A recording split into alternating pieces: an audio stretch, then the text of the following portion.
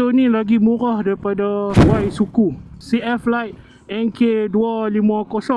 250cc hampa tak payah duk modi lah. Sesuai untuk kegunaan daily. Selalu orang duk review motor yang mahal kan. Jom kita try naik motor ni. Kita ambil rasa dia macam mana.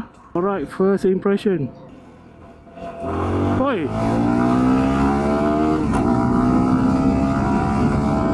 oi, fun lah motor ni. Handling sikit.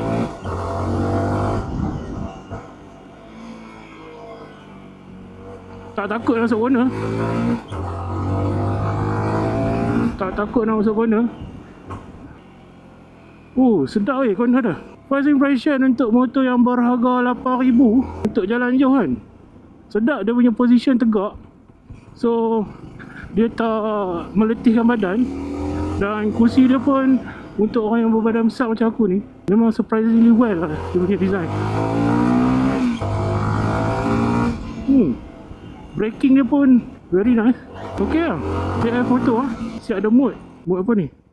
Sport, Economy. Dia ada sport dengan Economy. Kita ambil sport. Ok, memang ok. Memang sangat ok. Alright, siapa yang nak consider dia punya engine dia pun tak harsh engine dia tak gasak.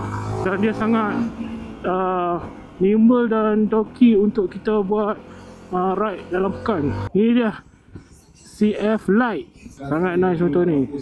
Surprisingly handles well. Lembut. Suspension dia pun lembut. So ok lah. Boleh consider. Dan yang paling best, motor ni dia ada USB Type-C dengan USB kat sini. Tak jumpa gear. Alright.